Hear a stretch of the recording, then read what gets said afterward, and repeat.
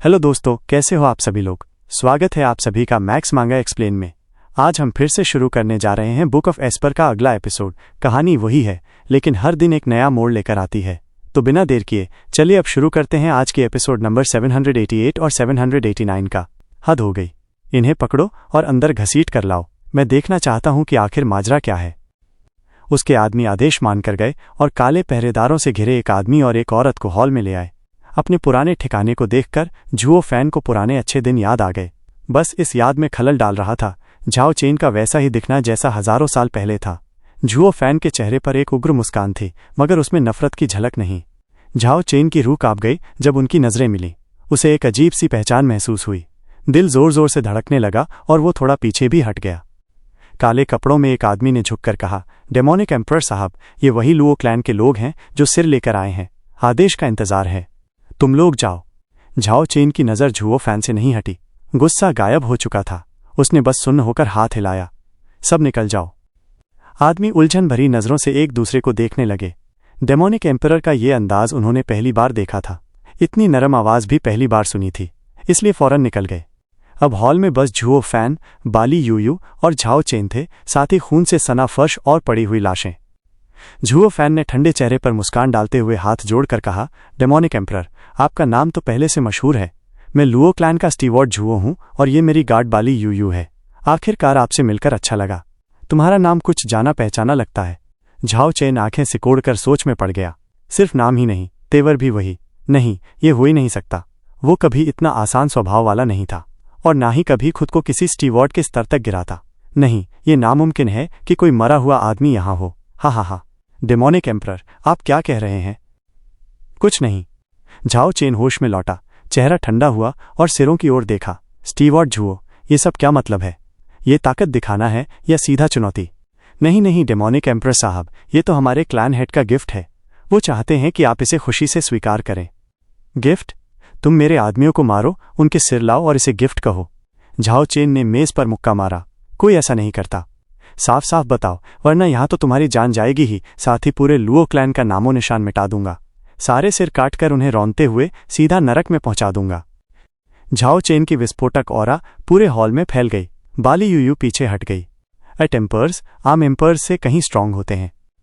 झुओ Fan ने दबाव झेलते हुए ऊंची आवाज में कहा, डेमोनिक एम्परर साहब, पहले हमारी बात सुन लीजिए, उसके बाद चाहे तो हमारे सिर ले लीजिए, हमें कोई शिकायत नहीं होगी। बोलो, झाओ चेन ने घूरते हुए कहा। झुओ फैन ने कॉलर ठीक किया और मुस्कुराया। डेमोनिक एम्परर साहब, क्या आपने रूबी क्लाउड सेक्ट के डिसिपल्स पर हमला करने और उनका पर्पल गोल्ड ग्लेज्ड कप चुराने के लिए किसी को भेजा था। नहीं। झाओ चेन ने एक पल बाद सहजता से कहा, मैंने भी यही सोचा था। डेमोनिक एम्परर कभी इतने नीचे नहीं गिर सकते कि रूबी क्लाउड सेक्ट लीडर, जो कि 8 एम्पर्स में से एक है, उससे इस तरह का बैर मोल लें। इससे आपका नाम भी खराब होता और एक बेवजह का शक्तिशाली दुश्मन भी मिल जाता। आखिर ऐसा बेकार का झंझट क्यों करेंगे। मगर वो आदमी खुद को आपका ऐड बता रहा था, आपका नाम ले रहा था और कह रहा था कि ये सब आपका ही विचार है। मैं नहीं चाहता था कि वो और बकबक करे और आपकी बदनामी बढ़े, इसलिए मैंने उसी वक्त उस डाकू को खत्म कर दिया ताकि आपका नाम साफ रहे। क्या मैंने गलत किया। झुओ फैन ने पहले सिर की ओर इशारा किया और मुस्कुराया। और 1000 फेस डेविल। डेमोनिक एम्परर साहब, क्या 3 साल पहले डेमन लाइट कैसल वाली घटना आपने शुरू की थी, जिससे रैथ एम्परर और फाल्कन एम्परर में जंग छिड़ गई और सबसे ज्यादा फायदा आपको हुआ। बकवास। वो तो उनकी अपनी दुश्मनी थी, मुझसे उसका कोई लेना देना नहीं। झाओ चेन का दिल धड़क उठा, लेकिन उसने इनकार कर दिया। बिल्कुल, डेमोनिक एम्परर साहब तो कभी ऐसा कर ही नहीं सकते। जरूर 1000 फेस डेविल ने गैम्बलिंग टाउन में आपका नाम घसीटा और आपको बलि का बकरा बना दिया। अब रैथ एम्परर और फाल्कन एम्परर मिलकर आप पर हमला करने आ रहे हैं। मैं ऐसे आदमी को जिंदा नहीं छोड़ सकता था। झाओ चेन का चेहरा काला पड़ गया, फिर हाथ झटकते हुए बोला, ठीक है, आने दो उन बूढ़ों को, मैं उनसे डरता नहीं। झुओ फैन ने झुककर आदर दिखाया। डेमोनिक एम्परर साहब तो वैसे ही वीर हैं, उन दोनों को तो दबा देंगे, लेकिन अगर 3 या 4 एम्परर आ जाएं तो। कहते हैं कि डर योग्य दुश्मन से नहीं बल्कि अयोग्य साथी से होता है। ऐसे घटिया ऐड जैसे 1000 फेस डेविल और दूसरा जो बाहर बैठा आपके लिए दुश्मन बना रहा है, इनके साथ तो आप जल्द ही सबके निशाने पर आ जाएंगे। कोई भी आदमी अकेले पूरी भीड़ का सामना नहीं कर सकता, चाहे वो कितना भी वीर क्यों ना हो। झाओ चेन का चेहरा फड़क उठा, मुट्ठियां भींच गईं, दांत किटकिटाने लगे। इसीलिए हमने खुद पहल करके आपके लिए इन घटिया लोगों को हटा दिया। क्या हमने आपका बड़ा फायदा नहीं किया। जाओ चेन ने उसकी आंखों में देखा, फिर भी बेचैनी थी। ये कुत्ते चाहे जितने गलत हों, उन्हें सजा देने का हक सिर्फ मुझे है, किसी बाहरी को नहीं। इनके मरने से मेरी ताकत भी घट गई। अब मैं इसे कैसे संभालूं? डेमोनिक एम्परर साहब, पुराना जाए नया आए। कोई दिक्कत नहीं, अगर ये नहीं है जब आपके पास उनकी जगह लेने के लिए लुओ क्लैन है। हाँ हाँ हाँ। जुओ फैन ने अजीब सी मुस्कान दी और झुककर कहा, हमारा क्लैन हेड बचपन से ही डेमोनिक एम्परर की वीरता का प्रशंसक रहा है और 8 एम्पर्स में शामिल होना चाहता था, इसलिए हम आपके पास आए हैं।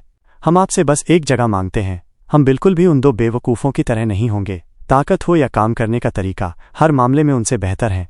इस तरह ये उनकी मौत नहीं बल्कि आपके लिए गंदगी साफ करना हुआ। झाओ चेन कांप उठा, हाँफते हुए बोला, तुम मेरी प्रोटेक्शन चाहते हो? बिल्कुल। मेहनत के बिना इनाम नहीं मिलता, इसलिए हमने अपना हुनर दिखाया ताकि हमें आपकी प्रोटेक्शन मिल सके। जुओ फैन के हाथ में रोशनी चमकी और उसने एक पुराना कागज निकाला। The C map? जी, हमें पता था कि आपको ये चाहिए और हमने इसे लाने के लिए नर्क पाताल एक कर दिया। जुओ फैन ने मुस्कुराकर खून से सने सिरों की ओर तिरस्कार से देखा। यह भी साबित करने का मौका है कि हम आपके लिए कितने उपयोगी हैं। वो दोनों अपनी जान देकर भी इसे नहीं ला पाए, जबकि हम लेकर आए हैं। मुझे पूरा भरोसा है कि आप हमें पाकर खुश होंगे। झाओ चेन ने सिर हिलाते हुए चौड़ी मुस्कान दी, लेकिन फिर झिझका। आखिर आपने मुझे ही क्यों चुना, बाकी एटेम्पर्स में से? और ये मत कहना कि प्रशंसा या मीठी बातों की वजह से। मुझे सच चाहिए। डेमोनिक एम्परर साहब, आप तो अनगिनत खूबियों वाले इंसान हैं। हमें पता था कि हमने सही चुनाव किया है। दोनों ने सिर हिलाया। फिर जुओ फैन ने सीधे कहा, सच कहूं तो लुओ क्लैन हजारों साल से जॉय टाउन में छिपा था। बाहर निकलने के लिए हमें किसी एम्परर का सहारा चाहिए था और हमें उनमें से एक को चुनना था। आप भी देख सकते हैं कि हमारी ताकत के दम पर हम किसी भी एम्परर की कृपा पा सकते थे। सबसे पहले हमारी नज़र गई एटेम्पर्स के मुखिया स्वॉर्ड एम्परर पर। लेकिन स्वॉर्ड एम्परर की मांगें सबसे ज्यादा हैं और ताकत भी सबसे बड़ी। कहते हैं कि आदमियों के बीच नेता बनना बेहतर है बजाय दैत्यों के बीच एक नौकर बनने के। हमें डर था कि उनके साये में हमें आगे बढ़ने का मौका नहीं मिलेगा, इसलिए छोड़ दिया। बाकी सब तो बूढ़े, कमजोर, पुराने विचारों वाले हैं। अपनी प्रजा के बीच भी हमें ऊपर उठाने में असमर्थ। सिर्फ डेमोनिक एम्परर साहब अपनी युवा वीरता के साथ हमारे लिए सही चुनाव है, आपके दाहिने हाथ बनने के लिए। झाओ चेन ने सर हिलाकर हामी भरी और तारीफ सुनकर खुश हो गया। बोला, सही नज़र है। मैं देख रहा हूं कि तुम्हारे क्लैन हेड पढ़े लिखे इंसान हैं। मैं शेख ही नहीं मार रहा, लेकिन 8 एम्परर्स में सिर्फ मेरे पास इतनी ताकत और हक है कि मैं सभी एम्परर्स का मुखिया बन सकूं। बस थोड़े समय की बात है कि वो बुजुर्ग स्वॉर्ड एम्परर की जगह ले ली जाएगी। यही तो हमारे क्लैन हेड भी कहते हैं। हालांकि हमने आपके 2 आदमियों को मार दिया और अगर हम किसी दूसरे एम्परर के पास जाते तो कुछ समय के लिए सुरक्षित रहते, फिर आपके बदले का सामना करते। डेमोनिक एम्परर के गुस्से का निशाना बनना ऐसे है जैसे कोई सांप तुम्हारा पीछा कर रहा हो। हम चैन की नींद कभी नहीं सो पाते। सिर्फ आपके संरक्षण में ही हम दोस्त बन सकते हैं और इस दुश्मनी को खत्म कर सकते हैं। जुओ फैन ने लंबी सांस छोड़ी। चाहे कुछ भी हो, हमारा सबसे अच्छा चुनाव हमेशा से डेमोनिक एम्परर ही रहा है और रहेगा। झाओ चेन ने उसे लंबे समय तक देखा। अच्छा सोचना और बेहतरीन विश्लेषण। हाँ, तुम यहाँ इन मूर्खों के सिर लेकर आए, ये बिल्कुल सही फैसला है। लेकिन ये शानदार तरीका किसने सोचा था?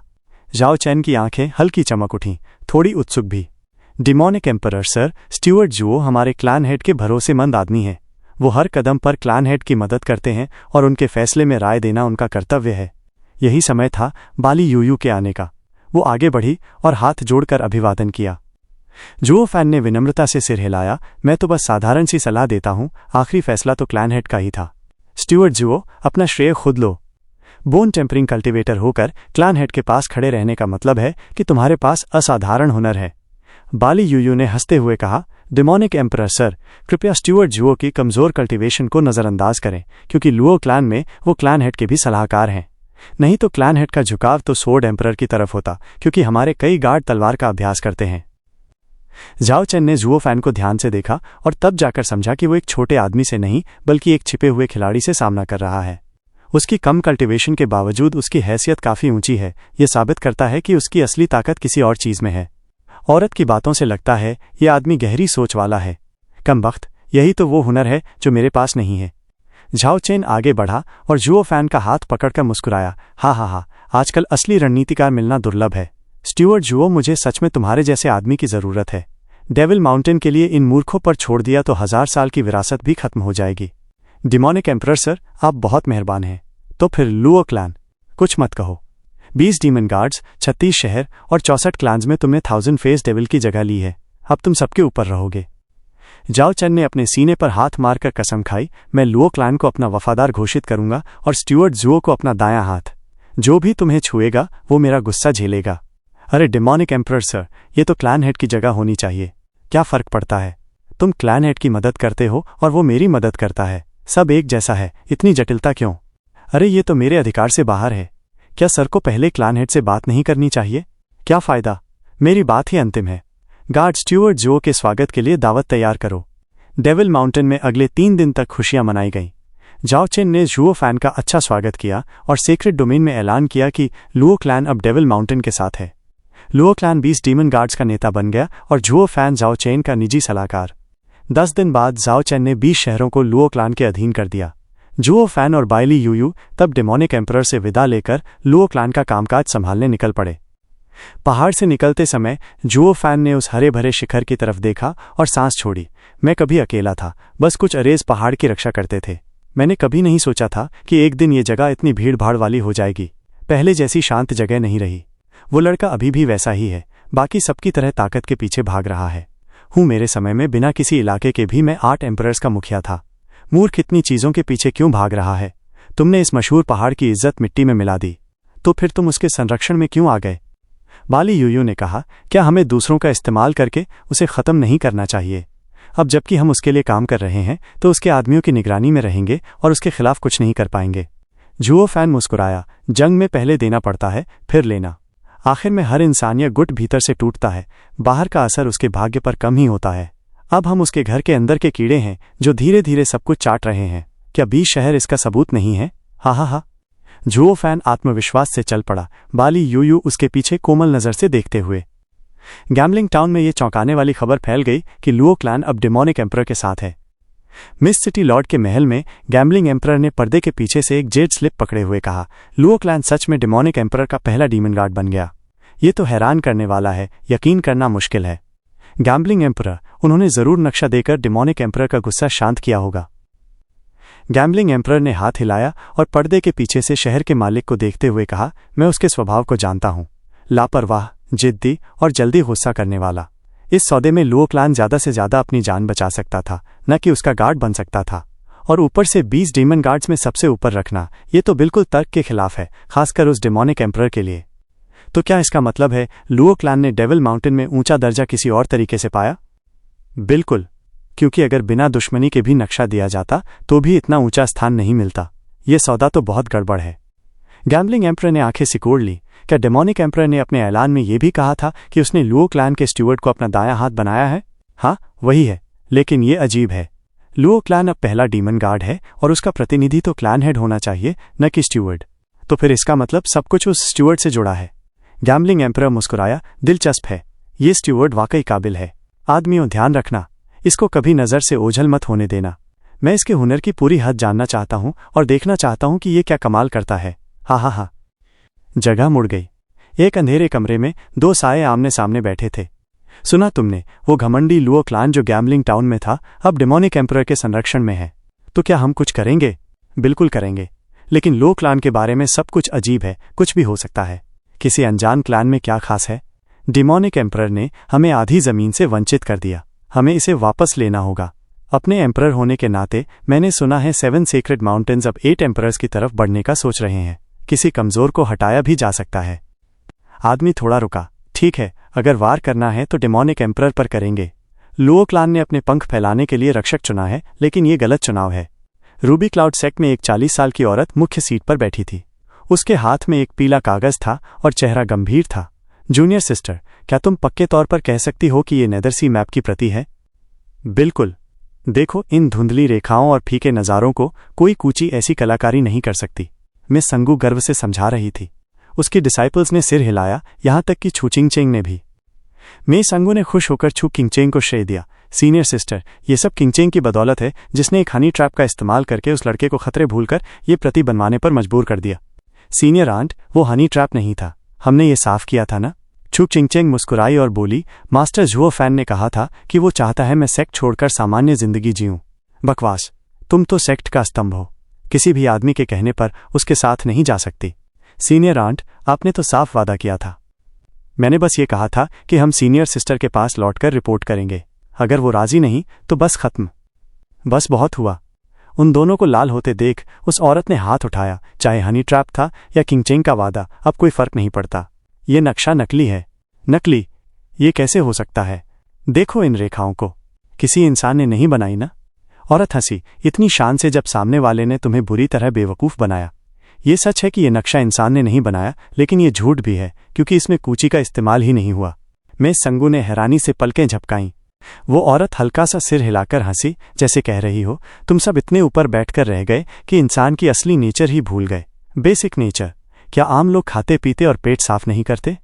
उसने मुस्कुराते हुए मेई सांगू के हाथ में पकड़ा येलो पेपर फेंक दिया। याद है जब तुम किंगचेंग को बड़ा कर रही थी तो वो दिन में 4 बार तक वही नक्शा बनाती थी और उसकी जो बदबू थी वो तो कभी पुरानी ही नहीं हुई। हा हा हा। मेई सांगू ने उस कॉपी को दोबारा सूंघा और जैसे ही समझ आई तो गुस्से में फट पड़ी। सीनियर सिस्टर, तुम कह रही हो कि उस कमीने ने इस कागज पर पेशाब किया है? तुम्हें क्या लगता है? ये तो बिल्कुल हद है। मेई सांगू का गुस्सा फूट पड़ा। उसने बिजली जैसी लाइटनिंग स्पीड में हाथ चलाकर उसे टुकड़े टुकड़े करके जमीन पर गिरा दिया।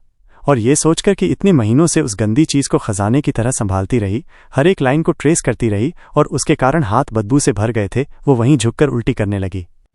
फैंगमिन और बाकी डिसाइपल्स ने अपने हाथ सूंघे और 1 सेकंड भी बर्बाद किए बिना भागकर हाथ धोने लगी। वे सब इतनी नाजुक औरतें थीं और उन्हें इतनी गंदी और घिनौनी चीज छूनी पड़ी। छू किंगचेंग ने सिर हिलाया। नहीं, ये तो हो ही नहीं सकता। वो मुझसे झूठ नहीं बोलेगा। वो क्यों ऐसी चीज का इस्तेमाल करके मेरा मजाक उड़ाएगा? हूफ, बेवकूफ लड़की। वो तो बस तुम्हारे साथ खेल रहा था और तुम्हारी कोई परवाह नहीं करता था। तुम तो उल्टा हनी ट्रैप में फंसाने चली थी और वो तुम्हें ही उल्टा खेल गया। ऊपर से हमें भी इसमें घसीट लिया। कितनी बेकार हो तुम, फैंगमिन ने थूक कर कहा। छू किंगचेंग ने सिर झुका लिया, दिल में दर्द से टूटी हुई। पहली बार सेक्ट से बाहर निकलने पर जिस पहले यंग मैन के लिए उसने कुछ महसूस किया वो था जुओ फैन। दोनों इतने अच्छे लगते थे कि हमेशा ऐसे ही रहना चाहती थी। लेकिन ये तो पता चला कि जुओ फैन तो बस उसके साथ खेल रहा था। वो तो सीधा कह सकता था कि नक्शा कॉपी नहीं हो सकता, फिर उसने मुझसे झूठ क्यों बोला? क्या सीनियर सिस्टर सही कह रही हैं कि वो बस मेरा इस्तेमाल कर रहा था और उसने कभी सच में परवाह ही नहीं की? मैं इतनी मूर्ख कैसे हो गई? गैम्बलिंग टाउन में उसके पास इतनी सुंदर औरतें थीं तो वो क्यों किसी साधारण सी लड़की में दिलचस्पी लेगा? जैसे जैसे उसका मन बुझता गया, छू किंगचेंग का दिल डूबता चला गया। मुख्य सीट पर बैठी औरत ने खांसकर कहा, किंगचेंग, मर्द तो बदलते रहते हैं, इसलिए उन्हें दिल पर हावी मत होने दो। तुम्हारा अपना भाग्य है और तुम उन मूर्खों के बिना ही बेहतर हो। अपना ध्यान कल्टीवेशन पर लगाओ। छू किंगचेंग का मन बैठ गया। उसने धीरे से सिर हिला दिया, आंखों में आंसू भर आए। सीनियर सिस्टर, मैं तो कुछ कर ही नहीं पाती। एक बच्चे जैसे लड़के ने मुझे मूर्ख बना दिया और मैं इतनी गंदगी सेक्ट में वापस ले आई। मुझे सजा मिलनी चाहिए, मैं संगू ने शर्मिंदा होकर कहा। उस औरत ने हाथ हिलाकर उसकी चिंता दूर की। हमारे पास हजारों साल का अनुभव है जिससे बचपन की मेमोरीज धुंधली हो जाती हैं। डिसाइपल्स भी समझदार हैं और ऐसा मौका उनके सामने नहीं आता। ये तो मुझे बस इसलिए याद आया क्योंकि मैंने चिंगचेंग की सालों देखभाल की है। वो मेरी प्यारी डिसाइपल है, इसलिए ये यादें गहरी हैं। हाँ हाँ हाँ मास्टर। छू किंगचेंग भावुक हो गई और अपने दिल का बोझ नहीं संभाल पाई तो फूट फूट कर रोने लगी। फैंगमिन ने जलन में मुंह फेर लिया। साला ये लड़की तो नखरे दिखा रही है। सेक्ट की कोई मदद नहीं की, फिर भी मास्टर उसे इतना मानते हैं। ये कहाँ का इंसाफ है? मैं सांगू और भी गुस्से में आ गई और दहाड़ पड़ी, घटिया कमीना। सीनियर सिस्टर, मैं उसके पीछे जा रही हूँ और उसे उसकी औकात दिखाऊंगी, वरना वो सोचेगा कि रूबी क्लाउड सेक्ट कोई कमजोर जगह है। उस औरत ने छू किंगचेंग के बाल सहलाए, आंखों में हल्की चमक थी। सेक्ट लीडर डेविल माउंटेन ने पूरे सीक्रेट डोमेन में ऐलान कर दिया है। बाहर से तेज आवाज आई और एक लड़की उड़ती हुई आकर जेड स्लिप सौंप गई। उस औरत ने जाडे स्लिप ली और बोली, संगू, तुम्हें जाने की जरूरत नहीं, वो अब अछूता है। खुद को देखो। वो और लुओ क्लैन अब डेमोनिक एम्परर के चहेते हैं। उनके खिलाफ जाना मतलब जंग छेड़ना। मेई सांगू ने जाडे स्लिप झपटकर जल्दी से पढ़ी और चेहरा गुस्से से भर गया। कम वक्त। उन्होंने जरूर असली नेदर सी मैप दे दिया होगा ताकि उसे ये दर्जा मिल जाए। अब उस कुत्ते का भी मास्टर है, हम उसका कुछ नहीं कर सकते। फैंगमिन और बाकी सब दंग रह गईं। लुओ क्लान ने तो कमाल की रफ्तार दिखाई। इतनी जल्दी डेमोनिक एम्परर की सुरक्षा ले ली। मुख्य औरत ने सिर हिलाया। चिंता मत करो, वो ज्यादा दिन सुरक्षित नहीं रहेंगे। जब उनका रक्षक गिरेगा तब हम उन्हें पकड़ेंगे और किंगचेंग का बदला लेंगे। बाकियों ने हैरानी से पलकें झपकाईं। 3 महीने बाद जुओ फैन ने जाओ चेन द्वारा दिए गए 20 शहरों को लुओ क्लान के हवाले करने की प्रक्रिया संभाली। ये वो शहर थे जो उन्हीं 2 के अधीन थे जिन्हें उसने मारा था। ऐसे बदलाव के समय हमेशा कुछ न कुछ परेशानी आती है। कोई अनजान मूर्ख काबिज होने की कोशिश करता है या कोई ज्यादा महत्वाकांक्षी व्यक्ति 3 महीने में ये सब संभालना आसान नहीं था, लेकिन लुओ क्लान ने ताकत और तेजी से काम किया। साथ में मुरोंग लाए, लियू मुबाई और बाकी स्वॉर्ड किंग्स थे, जिससे सारी मुश्किलें मामूली बन गईं। वो 20 शहर उनके काबू में आ गए और आखिरकार सेक्रेट डोमेन में लुओ क्लान का दूसरा इलाका बन गया, जो जॉय टाउन से हजारों गुना बड़ा था। लेकिन ये ज्यादा दिन टिकने वाला नहीं था, क्योंकि जैसे ही लुओ क्लान ने अपना काम जमाया, उन्हें एक बड़ी मुसीबत का सामना करना पड़ा। 3 एम्परर्स वॉर। स्टुअर्ट झुओ, फेदरविंड सिटी की दीवारों के बाहर संदिग्ध गतिविधि देखी गई है, एक गार्ड ने झुओ फैन को झुककर कहा। झुओ फैन ने भौं से कोड़ ली। फेदरविंड सिटी रेत एम्परर की जमीन से लगा हुआ है। क्या रेत एम्परर और फाल्कन एम्परर चलने की तैयारी कर रहे हैं? बड़े भाई झुओ, हम कुछ करें? लुओ यूनाई पास आकर पूछने लगे। लुओ सिफान ने गर्व से कहा, उन्हें कोशिश करने दो। डिमोनिक एम्परर हमारी देखभाल कर रहे हैं, तो हमें डर किस बात का? लुओ क्लान अकेले नहीं लड़ रहा, हमारे पास मदद भी है।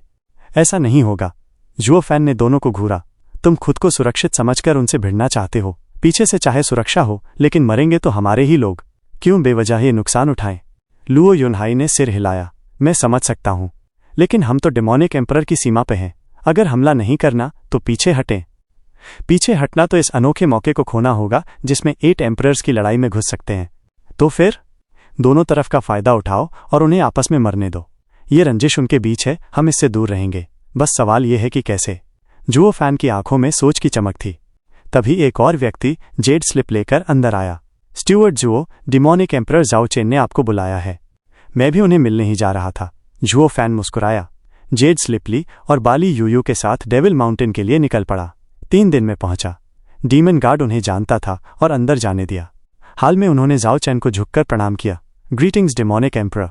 स्टुअर्ट झुओ, बैठो। जाओ चैन ने बेताबी से कुर्सियों की ओर इशारा किया। स्टुअर्ट झुओ, मुझे लगता है तुम जानते हो कि मैंने तुम्हें क्यों बुलाया है। तुमने मेरे दिए 20 शहर ले लिए हैं। झुओ फैन ने सिर हिलाया। रेत एम्परर की सेनाएं सक्रिय हो रही हैं। उनके इरादे अच्छे नहीं हैं। सिर्फ यही नहीं, बल्कि वो पुराने हिसाब भी बराबर करना चाहते हैं। जाओ चैन ने ठंडी सांस ली और हाथ हिलाया। फाल्कन एम्परर के लोग भी दूसरी तरफ हलचल कर रहे हैं। दोनों ने शायद मिलकर मुझे दोनों तरफ से घेरने की योजना बनाई है। क्या उन्हें लगता है कि ऐसे मुझे हरा देंगे? स्टुअर्ट झुओ, मैंने तुम्हें बुलाया है ताकि पूछ सकूं कि लुओ क्लान इन 20 शहरों को कैसे संभाल रहा है। क्या तुम रेत एम्परर की सेनाओं को रोकने के लिए तैयार हो? झुओ फैन ने रुककर कहा, demonic emperor sir, Luo clan यहाँ अभी नया है और अभी तक सभी स्थानीय गुंडों को काबू में करने में लगा है। अब बाहर से दुश्मन आ जाए तो सिर्फ 3 महीने में पूरी तरह काबू पाना थोड़ा। ठीक है, मैं समझ गया तुम क्या कहना चाहते हो, लेकिन इस जंग से बचना नामुमकिन है। अब तुम्हें कितने लोग चाहिए? मैं दूंगा। मैं चाहता हूं उन्हें दिखा दूं कि दोनों मिलकर भी मुझे नहीं हरा सकते। वो हिसाब बराबर करना चाहते हैं। हुफ, उनकी औकात नहीं। जाओ चैन की आंखों में निर्दयी चमक थी। झुओ फैन बुदबुदाया, डिमोनिक एम्परर सर, मेरे हिसाब से तो जंग टालना ही सबसे अच्छा तरीका है। स्टुअर्ट झुओ, तुम ऐसा क्यों कह रहे हो? जाओ चेन ने भौहें से कोड़ते हुए पूछा। झुओ फैन मुस्कुराया, 2 कदम आगे बढ़कर बोला, जब 2 लोग लड़ते हैं तो तीसरा फायदा उठाता है। डिमोनिक एम्परर सर भले ही बहादुर हों, लेकिन अगर 2 दुश्मनों से एक साथ भिड़ गए तो हालात आपके पक्ष में नहीं होंगे। आप भले ही जीत जाएं, लेकिन नुकसान इतना ज्यादा होगा कि आखिर में हार ही होगी, और बाकी एम्परर इस मौके का फायदा उठाकर आपकी जमीन हड़प लेंगे। मतलब साफ है कि इस युद्ध का कोई फायदा नहीं होगा, ठीक उसी तरह जैसे फाल्कन एम्परर और रेथ एम्परर के युद्ध में आपने क्या किया था। क्या तुम सोचते हो कि मुझे ये सब पता नहीं है? जाओ चेन ने बढ़ते हुए कहा, यह लड़ाई मैंने शुरू नहीं की, बल्कि वो 2 बूढ़े खुद मुझ पर टूट पड़े हैं। अगर मैं अपनी रक्षा नहीं करूंगा तो ये ऐसा होगा जैसे अपनी जमीन खुद सौंप दी, और फिर न सिर्फ इलाका खो दूंगा बल्कि अपना नाम भी मिटा बैठूंगा। दुनिया मुझे कमजोर समझेगी और कोई भी मेरी रक्षा के लिए नहीं आएगा। झुओ फैन ने सिर हिलाया। हाँ, न लड़ने से और भी बड़ा नुकसान होगा, इसलिए लड़ाई जरूरी है, लेकिन ये लड़ाई आपको नहीं लड़नी चाहिए। तो और कौन लड़ेगा? वो लोग तो खास तौर पर मुझसे लड़ने आए हैं। जो किनारे से देख रहे हैं उन्हें लड़ने दो, यही सबसे अच्छा तरीका है। झुओ फैन के चेहरे पर एक चालाक मुस्कान थी। जो भी इसमें शामिल होगा उसे भुगतना पड़ेगा। तो क्यों न सर, आप उन दर्शकों को ही युद्ध में धकेल दें और खुद उनकी जगह तीसरे बन जाएं। झाओ चेन चौंक गया।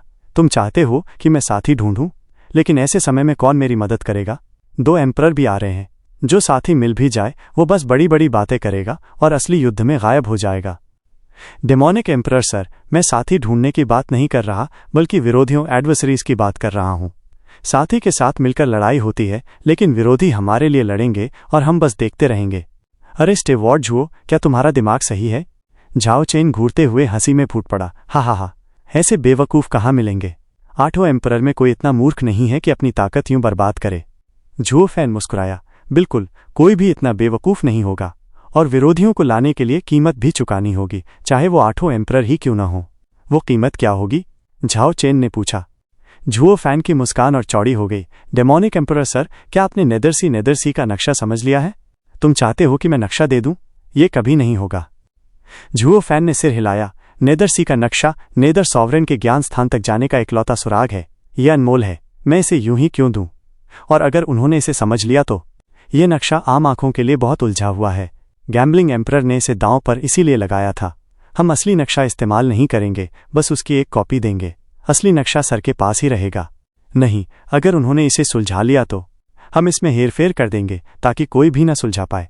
हेरफेर करने के बाद भी क्या वो इसे पहचान नहीं पाएंगे? डेमोनिक एम्परर सर, कृपया नक्शा निकालिए और मुझे देखने दीजिए, झुओ फैन ने झुककर कहा। झाओ चेन ने आंखें सिकोड़ते हुए लंबी सोच के बाद नक्शा निकाला।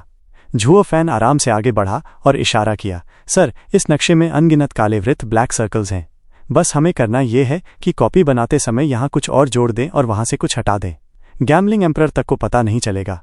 दाएं और बाएं कोनों की बनावट भी मिलती जुलती है।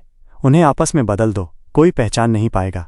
चाहे असली के साथ रख दो, आंखें फोड़कर देखने पर भी फर्क समझ नहीं आएगा। झाओ चेन ने सिर हिलाकर कहा, स्टेवार्ट झुओ की चालाकी अद्भुत है। पहले से ही उलझे नक्शे में कुछ मामूली बदलाव करके कोई भी पहचान नहीं पाएगा। अब हमारे पास सौदे के लिए हथियार है और बिना कुछ गंवाए फायदा उठाएंगे। हा हा हा। बस अब सवाल है कि सौदा किससे करें? जिसे नक्शे की सबसे ज्यादा चाहत है, झुओ फैन टहलते हुए बोला। गैम्बलिंग टाउन में गैम्बलिंग एम्परर ने इसे दांव पर लगाया था, तो उसे इसका खास लालच नहीं, या शायद उसके पास पहले से ही कॉपी है।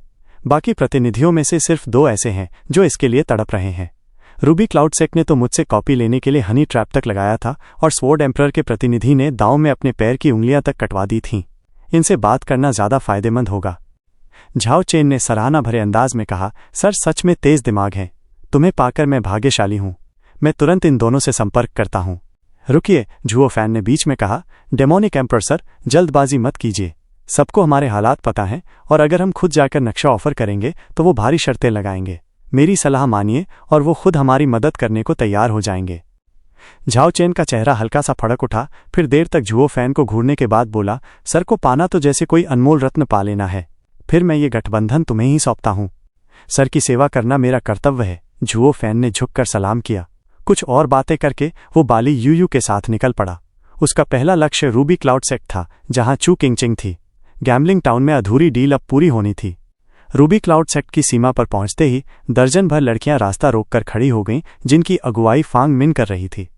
झुओ फैन हंसते हुए बोला, ए लड़की, जाकर बता दो मैं डेमोनिक एम्परर की तरफ से आया हूं और एन्चेंटिंग एम्प्रेस से जरूरी काम पर मिलने आया हूं। गंदे आदमी, पिछली बार के तुम्हारे छल अब तक कम नहीं हुए और अब रूबी क्लाउडसेक में आने की हिम्मत कर रहे हो? मौत बुला रहे हो? फांग मिन ने ताना मारा और हमला करने को तैयार हुई। सिस्टर्स, इस घमंडी को चीर दो। लड़कियां एक साथ झुओ फैन पर टूट पड़ीं। बोन टेम्परिंग कल्टीवेशन वाला वो दबाव उस पर भारी पड़ने वाला था। बाली यूयू आगे आ गई और बस एक हल्की सी आइस स्वॉर्ड वेव छोड़ी। दर्जन भर लड़कियां खून थूकते हुए उड़कर दूर जा गिरीं। उनकी किस्मत अच्छी थी कि बाली यूयू ने हाथ हल्का रखा, वरना उनका नामो निशान मिट जाता। बाली यूयू ने ठंडी मुस्कान दी और झुओ फैन आगे बढ़ा। मैं डेमोनिक एम्परर का प्रतिनिधि हूं। मुझ पर हमला करना, सर पर हमला करना है। क्या रूबी क्लाउडसेक डेविल माउंटेन से युद्ध चाहती है? डेमोनिक एम्परर खुद घिरा हुआ है। क्या उसके पास एक और दुश्मन से लड़ने की ताकत है? ये ताना मारते हुए जानी पहचानी आवाज आई। झुओ फैन चौंक कर बोला, अरे सीनियर आंट मेई, आप कैसी हैं? तुम्हारी हिम्मत कैसे हुई मुझे ऐसे बुलाने की? जैसे किंगचेंग बुलाती है। झुओ फैन बिना शर्म मुस्कुराया। मेई सांगू को वो गंदा काम याद आ गया जो झुओ फैन ने पिछली बार किया था। उसने गुस्से में कहा, कमबख्त, पिछली बार का हिसाब अभी बाकी है। तो तुम्हें पता चल ही गया। मैं तो सोच रही थी बूढ़ी को पता लगने में सदियां लग जाएंगी, बाली यूयू ने चिढ़ाया। मेई सांगू के कान फड़क गए, मुट्ठियां भींच लीं। वो जानती थी कि ये लड़की जितनी दिखती है उससे कहीं ज्यादा खतरनाक है और जीतना आसान नहीं होगा, इसलिए उसे दबा नहीं सकती थी। झुओ फैन हंस पड़ा, पिछली बार का सारा हिसाब मैं दे दूंगा, लेकिन फिलहाल मामला बड़ा है। मैं डेमोनिक एम्परर का प्रतिनिधि हूं और तुम मुझे दरवाजे पर रोके खड़ी हो। तो क्या हुआ? डेविल माउंटेन का नया नौकर बस अपनी हैसियत का रौब दिखाना जानता है। हा। मेई सांगू, इसमें और तुम्हारे काम में क्या फर्क है? झुओ फैन का लहजा गंभीर हो गया। डेमोनिक एम्परर का प्रतिनिधि होना कोई बड़ी बात नहीं, लेकिन ये कहने की तुम्हारी औकात नहीं क्योंकि तुम इसके लायक नहीं। मैं रूबी क्लाउड सेक्ट लीडर से मिलने आया हूं और सिर्फ वही मुझे लौटा सकती हैं क्योंकि वही रूबी क्लाउड सेक्ट है। सीनियर आंट मेई, क्या तुम वही प्रतिनिधि हो? क्या ये कोई सत्ता का खेल है या फिर एन्चेंटिंग इम्प्रेस मर गई? मेई सांगू का चेहरा गुस्से से फड़कने लगा। वो फट पड़ना चाहती थी लेकिन मजबूरी में गुस्सा पी गई। बाली यूयू जैसी अज्ञात और खतरनाक गार्ड से जीत की कोई उम्मीद नहीं थी और झुओ फैन की बात भी सच थी। वो डेमोनिक एम्परर का प्रतिनिधि था और ये मामला डेविल माउंटेन और रूबी क्लाउड सेक्ट के रिश्तों से जुड़ा था। इसमें उसका कोई हक नहीं था। क्या बदकिस्मती थी कि एक बोन टेम्परिंग कीड़ा इतनी ताकत रखता था और वो खुद नहीं। मेई सांगू का गुस्सा और भड़क उठा। झुओ फैन से निपटना ऐसे था जैसे 5000 साल की उम्र घट गई हो। सीनियर आंटी मेई, उसे मार डालो। चुप रहो, क्या तुमको समझ नहीं आता कि मैं नहीं मार सकती? फैंग मिन गुस्से में उस पर झपटी, लेकिन मेई सांगू ने उल्टा अपना गुस्सा उसी पर उतार दिया। मूर्ख लड़की, क्या तुमको लगता है कि मैं नहीं चाहती? झुओ फैन इस तमाशे को और भी तिरस्कार भरी मुस्कान के साथ देख रहा था। तभी एक नया चेहरा सामने आया और झुओ फैन खुश होकर बोला, किंगचिंग। सीनियर आंटी मेई, मास्टर ने इन्हें हॉल में बुलाया है। चू किंगचिंग का चेहरा ठंडा था। वो सिर्फ मास्टर को झुककर प्रणाम कर चली गई। झुओ फैन ने कारण समझ लिया और सिर हिला दिया। उस गंदे पेपर का इस्तेमाल करने से वो जरूर नाराज हुई होगी। बाली यूयू ने उसका कंधा धक्का देकर इशारा किया, तुम समझाओगे नहीं? जरूरत नहीं। इस वक्त जो भी कहूंगा वो उसके कान तक नहीं पहुंचेगा। झुओ फैन मुस्कुराते हुए लड़कियों के साथ सेक्ट के अंदर चला गया। वो एक पुराने से हॉल में पहुंचे जहां ऊंची कुर्सी पर एक परिपक्व औरत बैठी थी। झुओ फैन उसे 8 एम्पर्स में से एन्चेंटिंग एम्प्रेस के रूप में पहचानता था। काफी समय हो गया बूढ़ी डायन। एन्चेंटिंग एम्प्रेस ने अंदर आते ही उसे गौर से देखा और मुस्कुराई। स्टीवर्ट झो, बैठो। Senior enchanting empress. Zhuo Fan ने हाथ जोड़कर अभिवादन किया और बांस की कुर्सी पर बैठ गया। बाली यूयू उसके पास में बैठी थी। मेई सांगू और बाकी डिसिपल्स एम्प्रेस के पास खड़े रहे और दोनों पर नजर रखे रहे। स्टीवर्ट झो, जॉय टाउन से हो। तुम्हारा नाम मुझे कुछ बुरी यादें दिला रहा है। चाय की चुस्की लेते हुए एन्चेंटिंग एम्प्रेस बोली, वो भी तुम्हारी तरह हावी रहता था। तुमको देखकर वही याद आ रहा है। शायद तुम दोनों में कोई रिश्ता हो। झुओ फैन मुस्कुराया। डेमोनिक एम्परर ने भी यही कहा था, लेकिन मैं तो लुओ क्लैन में पैदा हुआ और पला हूं। माफ कीजिए, आपको निराश करना पड़ रहा है। मेरा नाम तो क्लैन हेड ने दिया है। अच्छा, कोई बात नहीं। बस पुराने दिनों के एक दोस्त की याद आ गई। पुराने दोस्त आपके और डेमोनिक एम्परर के? झुओ फैन बोला, मैं तो बड़ा उत्सुक हूं। अगर वो इतना मेरे जैसा था तो आखिर दोनों सीनियर्स ने एक जैसी प्रतिक्रिया क्यों दी होगी? जरूर वो कमाल का इंसान होगा। सुनना चाहूंगा उसके बारे में। एन्चेंटिंग एम्प्रेस ने उसे गौर से देखा और सिर हिलाया। एक जैसे, फिर भी अलग, सिर्फ पहली झलक में मिलता है। हमारा दोस्त कभी मजाक नहीं करता था। ठंडा और गंभीर, बर्फ जैसा सांप की तरह। तुम तो उसके मुकाबले शांत और मिलनसार हो। सच में? डेमोनिक एम्परर ने भी यही कहा था। झुओ फैन ने चाय की चुस्की लेते हुए आंखों में चमक लाई। एक जैसे फिर भी अलग, लेकिन सच में वही, क्योंकि मैं ही तो पुनर्जन्म लेकर आया हूं। झुओ फैन, पहले डेमोनिक एम्परर झुओ येफान था, लेकिन वो आदमी कब का मर चुका था। अब जो तुम्हारे सामने है वो झुओ फैन है, जिसने नश्वर लोक में बहुत कुछ देखा। एन्चेंटिंग एम्प्रेस, चाहे जितना देख लो, मेरी पुरानी छवि तुमको कभी नहीं मिलेगी। झुओ फैन ने मुस्कुराकर प्याला रख दिया। चाय बहुत अच्छी है, हिबिस्कस और ताज़े पानी से बनी, दिल को सुकून देने वाली, बिल्कुल रूबी क्लाउड सेक्ट जैसी महक और औरतों की ऊर्जा से भरी। स्टीवर्ट झुओ को चाय की अच्छी समझ है। रूबी क्लाउड सेक्ट की पहाड़ी चाय हमारी कन्याएं बसंत में, जब वो अभी शुद्ध होती हैं, तब अपनी जीभ की नोक से चुनती हैं। दुनिया में और कहीं इतनी अच्छी चाय नहीं। जीभ की नोक से? झुओ फैन ने भौं उठाकर चाय की ट्रे देखी। कौन सी किंगचिंग की है? मुझे उसके 10 किलो चाहिए। लड़कियां उसकी बात सुनकर किंगचिंग की ओर देखने लगी और खिलखिला दी। एन्चेंटिंग एम्प्रेस भी मुस्कुरा दी।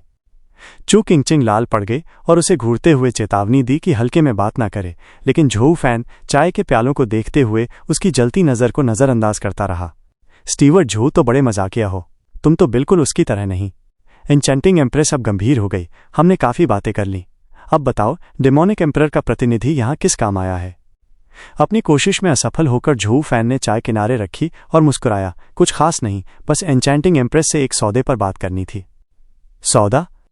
बिल्कुल। झुओ फैन गंभीर हो गया। एन्चेंटिंग एम्प्रेस, आपको खबर मिल चुकी होगी कि साहब फैल्कन एम्परर और रैथ एम्परर से लड़ने वाले हैं। वो अभी टोह ले रहे हैं और उनका इरादा अच्छा नहीं है। डेमोनिक एम्परर चाहते हैं कि आप बीच में आकर सुलह कराएं। अगर ये हो गया तो आपको बड़ा इनाम मिलेगा। एन्चेंटिंग एम्प्रेस की भौं हिली। तो ये वजह है तुम्हारे आने की? रैथ एम्परर और फैल्कन एम्परर भी आसान नहीं है।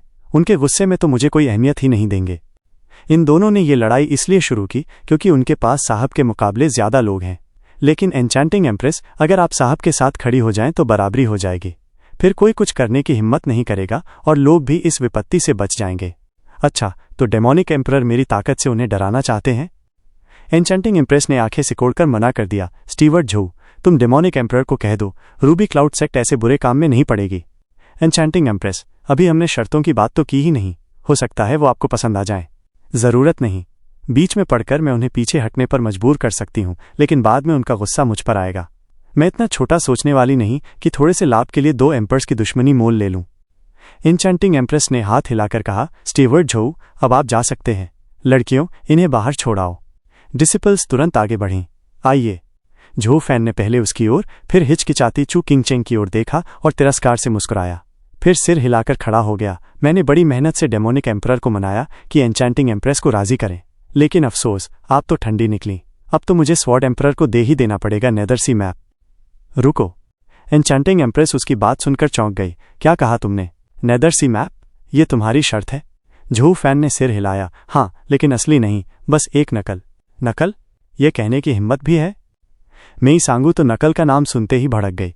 पिछली बार जो नकल दी थी उसका बदला अभी बाकी है, और अब तुम फिर अपनी गंदी चादर ले आए। एन्चेंटिंग एम्प्रेस का चेहरा गंभीर था, वो उसे देख रही थी। झोउ फैन हंस पड़ा। मैं तो यही कहने वाला था। जब मैंने ये प्रस्ताव रखा था तब कहा था कि अगर आप मुझे किंगचेंग दें तो मैं अपनी जान जोखिम में डालकर मैप की नकल करूंगा, लेकिन आप तो सेक्ट लौट आईं और मुझे लटकता छोड़ दिया। मैं किंगचेंग जितना भोला नहीं जो आपकी बातों में आ जाऊं, लेकिन उसने जिद की कि उसे मैप चाहिए वरना उसे डांट पड़ेगी, इसलिए मैंने उसे वादा किया और एक मैप दे दिया। झोउ फैन पीछे की ओर झुक गया, कमर को अजीब अंदाज में मोड़ते हुए और लहजे में मजाक उड़ाते हुए। क्या ये भी एक मैप नहीं है? भले ही नेदरसी मैप न हो, लेकिन मैं चाहूंगा कि तुम मुझ पर गुस्सा निकालो, किंगचेंग पर नहीं। Zhou fan. चू किंगचेंग भावुक हो गए, उसका दिल पिघल गया। एन्चेंटिंग एम्प्रेस गंभीर थी। और अब क्या ये मैप असली है? बिल्कुल। डेमोनिक एम्परर ने खुद ये सौदा रखा है, तो असली से कम कैसे हो सकता है? झोउ फैन ने ऊंची आवाज में कहा। डेमोनिक एम्परर ने सोचा था पहले 8 एम्पर्स में से स्वॉर्ड एम्परर को निशाना बनाया जाए, उसे आते ही बाकी दोनों पीछे हट जाएंगे। लेकिन मुझे किंगचेंग की याद आ रही थी और रूबी क्लाउड सेक्ट की मदद करना चाहता था, इसलिए मैंने डेमोनिक एम्परर को मनाया कि कोई और मजबूत साथी खोजे और एन्चेंटिंग एम्प्रेस का नाम सुझाया। मैंने ये सब इसीलिए किया कि किंगचेंग और मैं साथ रह सके। ये तो मेरी निजी इच्छा है, वरना स्वॉर्ड एम्परर अकेले ही उन्हें पीछे हटाने के लिए काफी है, तो फिर एक और मैप क्यों बनाता? एन्चेंटिंग एम्प्रेस ने सिर हिलाया। हम कैसे माने कि मैप असली है? जब हम आपको नकल देंगे तब असली भी लाएंगे, ताकि आप खुद देख लें। चाहें तो गैम्बलिंग एम्परर से भी जांच करवा लें। अगर ऐसा है तो हम डेमोनिक एम्परर का प्रस्ताव मानते हैं, एन्चेंटिंग एम्प्रेस ने दृढ़ स्वर में कहा। क्योंकि इसमें स्वॉर्ड एम्परर शामिल था, इसलिए फैल्कन एम्परर और रैथ एम्परर का गुस्सा उस पर नहीं आएगा। स्वॉर्ड एम्परर आगे रहेगा और वो सुरक्षित रहेगी। समझौता खत्म होने के बाद झुओ फैन और बाली यूयू ने विदा ली। एन्चेंटिंग एम्प्रेस ने किसी को उन्हें बाहर छोड़ने भेजा और कहा कि बाकी बातें बाद में की जाएंगी। उनके जाते ही एन्चेंटिंग एम्प्रेस दूर आसमान में देखती हुई बोली, मैं समझ सकती हूँ कि एक बोन टेम्परिंग कल्टिवेटर को इतनी ऊंची जगह क्यों मिली है, उसके पास वाकई हुनर है। वो जल्दबाज डेमोनिक एम्परर अब सच में नई ऊंचाइयों पर उड़ रहा है। सीनियर सिस्टर, आपको लगता है वो? उसके प्रस्ताव से मैं न तो कोई वजह ढूंढ पाई मना करने की और न ही मोल भाव का हक बचा। वो लड़का डेमोनिक एम्परर का नुमाइंदा बनकर आया, लेकिन बात ऐसे घुमा दी जैसे हम ही इस सौदे में जीत गए हों। एन्चेंटिंग एम्प्रेस की आंखें चमकी। किंगचेंग का उसके छल कपट के सामने कोई चांस ही नहीं था। वो पूरी तरह मोहित हो गई। सांगू, किंगचेंग पर नजर रखना, उसे अपने साथ मत जाने देना। मी संगू ने सिर हिलाया। सीनियर सिस्टर, मैं चिंगचेंग की कीमत अच्छे से जानती हूँ। उस अनजाने लड़के को उसकी एक बाल तक छूने नहीं दूंगी। एन्चेंटिंग एम्प्रेस ने सिर हिलाकर मुस्कुराया। रूबी क्लाउड सेक्ट के सामने अचानक किसी की आवाज ने दोनों को रोक दिया। रुको। सब समझते हुए झुओ फैन ने मुस्कुराते हुए अपनी ओर देखते हुए कहा, चिंगचेंग, तुम्हें हमें छोड़ने की जरूरत नहीं है। मुझे अभी स्वॉर्ड एम्परर से मिलने जाना है। मैं तो तुम्हारे साथ रहकर शादी करना और एक प्यारा बच्चा पालना ज्यादा पसंद करता, लेकिन अफसोस काम का बोझ है, बहुत व्यस्त हूं। बंद करो ये बातें, कौन करेगा तुम्हारे साथ? छू किंगचेंग लाल होते हुए उसे घूरने लगी, फिर धीरे से बोली, झुओ फैन माफ करना, मैंने पहले गलत समझा था। मैंने सोचा तुम बस, मेरी भावनाएं तुम्हारे लिए सच्ची हैं, तुम्हें कुछ कहने की जरूरत नहीं, समय के साथ तुम खुद समझ जाओगी। झुओ फैन ने उसका नरम हाथ पकड़कर उसके प्यारे गाल पर हल्की चुम्मी दी। एक दिन मैं तुम्हें रूबी क्लाउड सेक्ट से ले जाऊंगा। चेहरे पर गर्मी महसूस करते हुए छू चिंगचिंग ने कोई गुस्सा नहीं दिखाया, बस सिर झुका लिया, हल्के से सिर हिलाया और खुशी से भरी मुस्कान दी।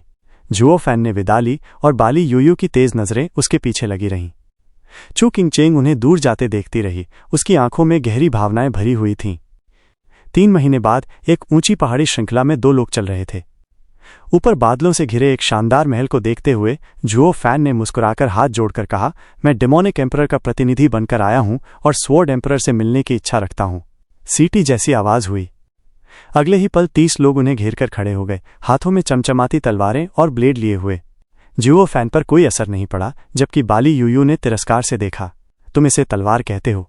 जुओ फैन, मिस्ट सिटी से हमारा जो हिसाब बाकी है उसे निपटाने की हिम्मत लेकर आ गए हो। एक जानी पहचानी आवाज गूंजी और एक आदमी घेराबंदी से बाहर आया। जुओ फैन हल्की मुस्कान के साथ बोला, अरे ये तो यंग मास्टर शू जेनशेंग है, काफी समय हो गया, मुझसे ये दिखावे मत करो। शू जेनशेंग ने ताना मारा, मौत ढूंढने आए हो क्या? गैम्बलिंग टाउन में, गैम्बलिंग एम्परर के इलाके में हम तुम्हें छू नहीं सके, लेकिन अब तुम हमारे इलाके में हो, अब तो जैसे खुद मौत बुला रहे हो। भाइयों, तलवार की फॉर्मेशन लगाओ, इस कमीने को मारो और एल्डर ल्यू का बदला लो। लोगों ने अपनी तलवारें उसकी ओर तानी और एक जाल की तरह आगे बढ़े, उन्हें काटने के लिए। बाली यूयू पल भर में जुओ फैन के सामने आ गई, अपनी शक्ति छोड़ते हुए। गरज के साथ बर्फीली बिजली जैसी स्वॉर्ड ऑरा चारों ओर फैल गई। टकराते ही एक जोरदार धमाके ने आसमान हिला दिया। 30 तलवारें टुकड़ों में बिखर गईं। तलवार चलाने वाले लोग पीछे जा गिरे, खून उगलते हुए जमीन पर गिर पड़े और उठ नहीं सके। शू जेनशेंग की आंखें सिकुड़ गईं, आवाज कांपने लगी, तुमने स्वॉर्ड एम्परर की जमीन पर हाथ उठाने की हिम्मत की। देख लेना, मैं अपने सीनियर अंकल्स को बुलाता हूं, फिर तुम्हारी मौत तय है। तो क्या वे स्वॉर्ड एम्परर आओ चंगतियन का प्रतिनिधित्व करते हैं? जुओ फैन ने ताना मारा, ब्रदर जेनशेंग, समझो, मैं यहां डेमोनिक एम्परर की ओर से स्वॉर्ड एम्परर से चर्चा करने आया हूं। स्वॉर्ड एम्परर के डिसाइपल होकर हमें अंदर ले जाने के बजाय तुमने हम पर हमला किया। ये न सिर्फ डेमोनिक एम्परर का अपमान है, बल्कि तुमने अपने स्वॉर्ड एम्परर को भी नीचा दिखाया है। क्या उनके डिसाइपल इतने घमंडी हो गए हैं कि उन्हें अपने मास्टर से भी ऊपर समझते हैं? अब तो मेहमानों को मिलने भी नहीं देते। क्या वो अंदर कैद हैं? शू जेनशेंग के मुंह से शब्द नहीं निकले, पसीना बहने लगा। सही है, ये तो मास्टर की अथॉरिटी को चुनौती देना है। अगर उन्हें पता चल गया तो मेरी खैर नहीं। तभी एक और बूढ़ा चेहरा सामने आया, सफेद कपड़ों में, शालीन अंदाज में, मगर बिना पैरों के हवा में तैरता हुआ। उस एल्डर ने उन्हें घूरा और गरज कर बोला, स्वॉर्ड एम्परर तुमसे मिलेंगे। धन्यवाद। जुओ फैन ने झुककर आगे कदम बढ़ाया। बाली यूयू ने उस बूढ़े को घूरा और उसके पीछे चली। एल्डर ल्यू, शू जेनशेंग ने कहा, मगर उस आदमी ने हाथ उठाकर रोक दिया, स्वॉर्ड एम्परर सब संभाल लेंगे। वो बूढ़ा रास्ता दिखाता रहा और एक्स-यू जेनशेंग साथ साथ चला। चारों एक शानदार हॉल में पहुंचे, जहां 18 ऊंचे खंभे थे, जो दिव्य तलवारों जैसे दिखते थे, भव्य और शाही। बीच में एक बूढ़ा आदमी बैठा था, सफेद दाढ़ी, चेहरे पर गहरे जख्म और नुकीली नजर। क्या जबरदस्त स्वॉर्ड एनर्जी है! बाली यूयू गंभीर हो गई, मुट्ठियां कस लीं। उस बूढ़े की मौजूदगी से उसे मौत का खतरा महसूस हुआ। जुओ फैन मुस्कुरा रहा था। स्वॉर्ड एम्परर आओ चंगतियन, इतने साल बाद मुलाकात हुई। जो बोया वही काटना पड़ता है। मेरे हटते ही जो 10,000 साल से दूसरे नंबर पर था, आखिर गद्दी पर बैठ ही गया। तभी एक ठंडी लहर सी आई और बाली यूयू ने अपनी उंगलियों में एक लंबी तलवार थाम ली। वो 7 फीट लंबी थी, जिस पर जटिल ड्रैगन पैटर्न थे, और उसकी नोक सीधा जुओ फैन के माथे की ओर थी, बस 1 इंच की दूरी पर जान लेने को तैयार। ये तो बहुत करीब था। बाली यूयू हाँफ गई। ये वार साफ जुओ फैन के लिए था। उसने स्वॉर्ड एम्परर की ओर देखा। वो भी उसे देख रहे थे, फिर हंसकर बोले, लड़की, अच्छे हुनर हैं। किसने सिखाया? Family legacy. बाली यूयू ने गुस्से से उसे देखा। सीनियर स्वॉर्ड एम्परर, इसका मतलब क्या है? एल्डर ल्यू पास की सीट पर बैठा था, ठंडी नजर से दोनों को देख रहा था। शू जेनशेंग भी वहीं खड़ा था।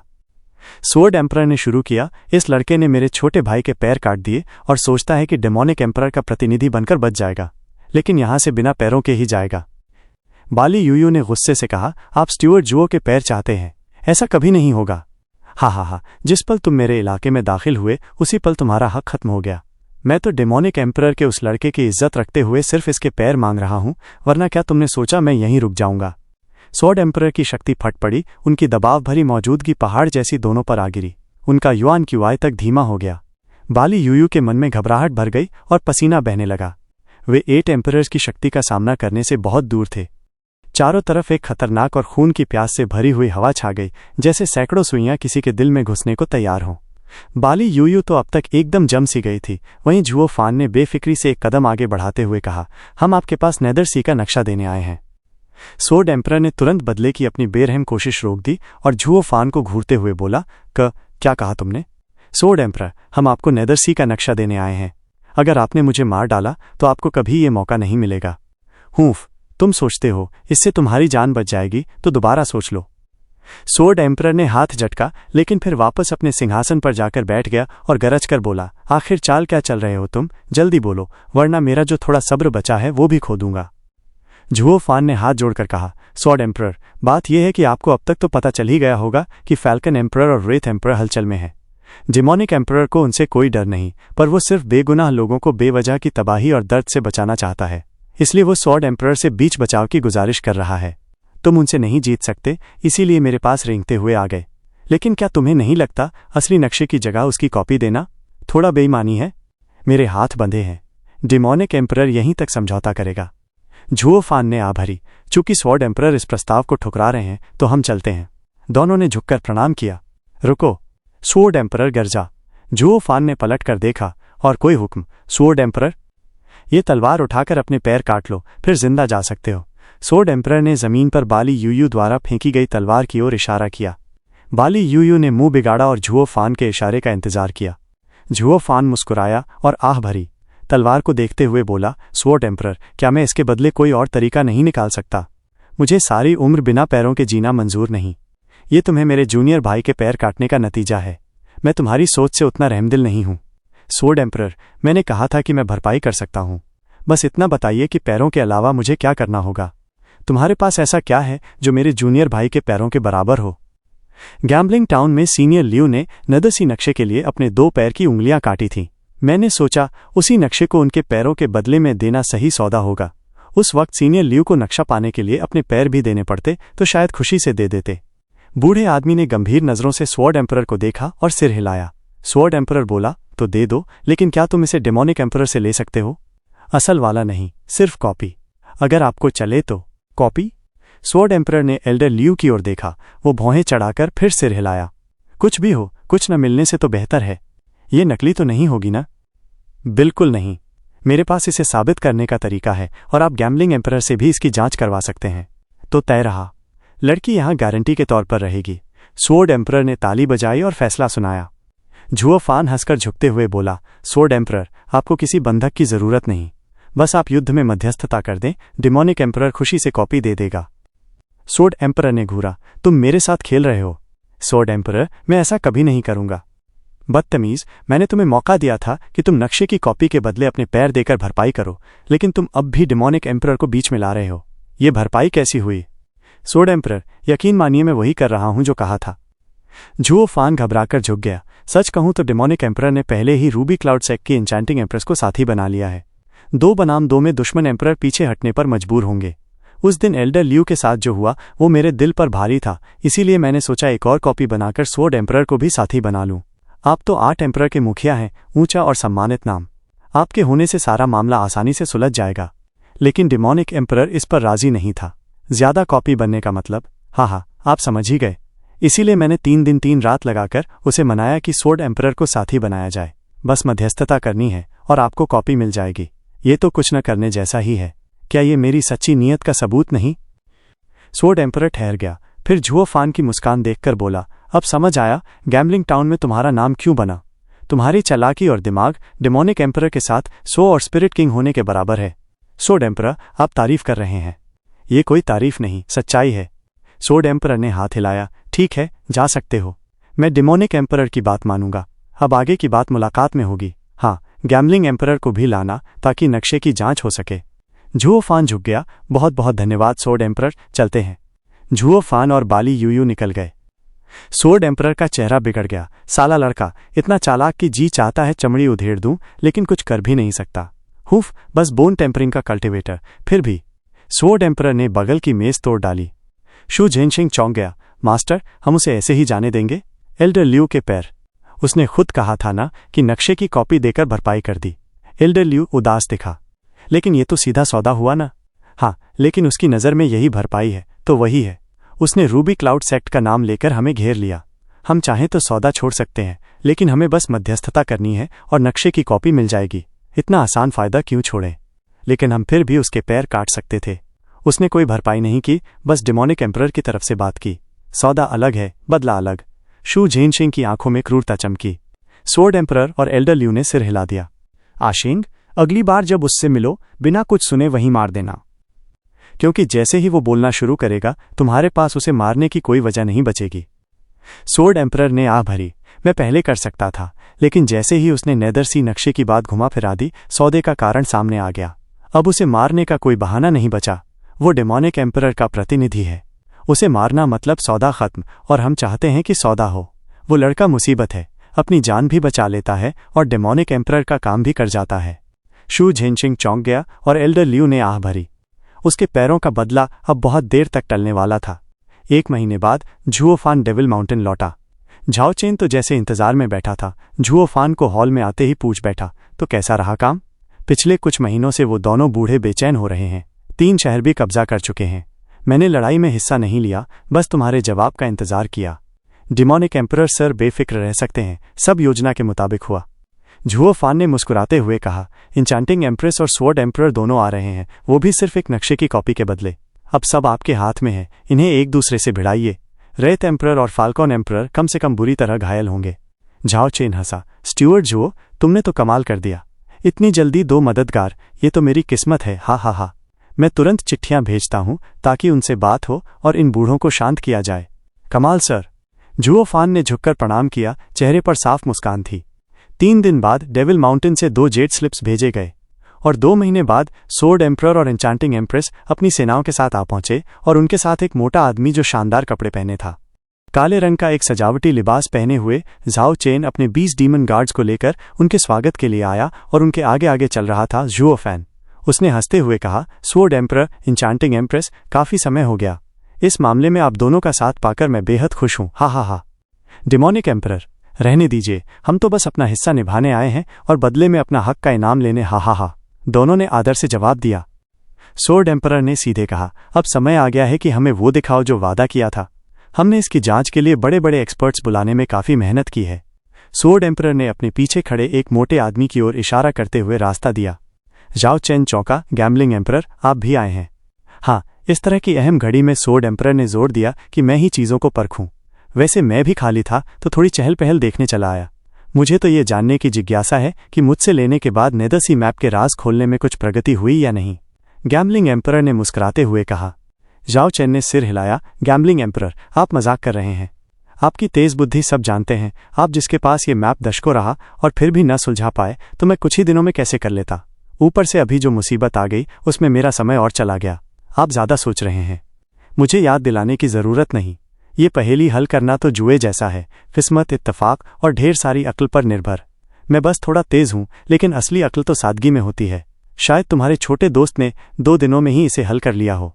अरे अरे, तुम दोनों का ये दिखावा बाद में करना, जब तक मैप देखा भी नहीं गया। स्वॉर्ड एम्परर ने दोनों की फालतू बातें काट दी। ये 3 पक्षों की बातचीत है और ये तभी आगे बढ़ेगी जब मैप असली साबित होगा। डेमोनिक एम्परर और गैम्बलिंग एम्परर हंसते हुए अंदर मुख्य हाल में चले गए।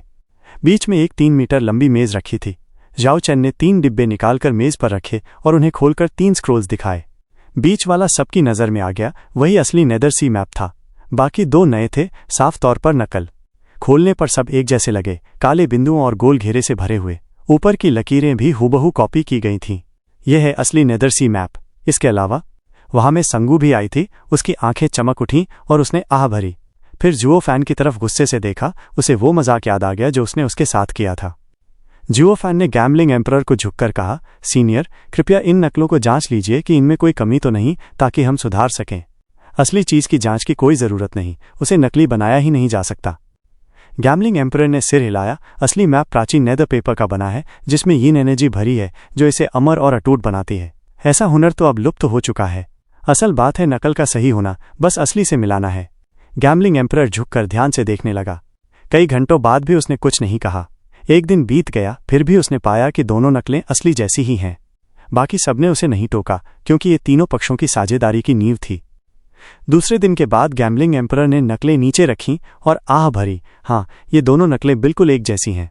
बाकी सबने सिर हिलाया और मुस्कराए। अब हम डेमोनिक एम्परर की मदद करेंगे उन दो बूढ़ों को मनाने में, ताकि लड़ाई खत्म होकर शांति लौट आए। स्वॉर्ड एम्परर का मूड अच्छा हो गया मैप हाथ में आने की उम्मीद देखकर।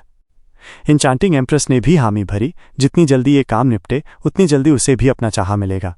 जाओ चेन ने अचानक कहा, ठहरो, मैंने अपना मन बदल लिया है। तुम सौदा नहीं करना चाहते? स्वॉर्ड एम्परर ने चौंक कर पूछा। जाओ चेन ने सिर हिलाया, ऐसा नहीं है, बस मैं एक और शर्त जोड़ना चाहता हूं। क्या तुम्हें नहीं लगता कि सिर्फ बात करके नकल पाना बहुत आसान है? तो क्या चाहते हो? दोनों के चेहरे पर शंका आ गई। जाओ चेन ने मुस्कुराते हुए हाथ जोड़कर कहा, मैं चाहता हूं कि तुम दोनों मुझसे एक वादा करो। हम सब जानते हैं नेदर सी मैप की कीमत, तो मैं चाहता हूं कि तुम दोनों मेरे साथ मिलकर रेड एम्परर और फाल्कन एम्परर की सारी जमीनें ले लो। दोनों चौंक गए। इंचांटिंग एम्प्रेस चिल्लाई, स्टीवर्ट जो ने साफ कहा था कि बस सुलह करानी है, हमला करने की बात नहीं थी।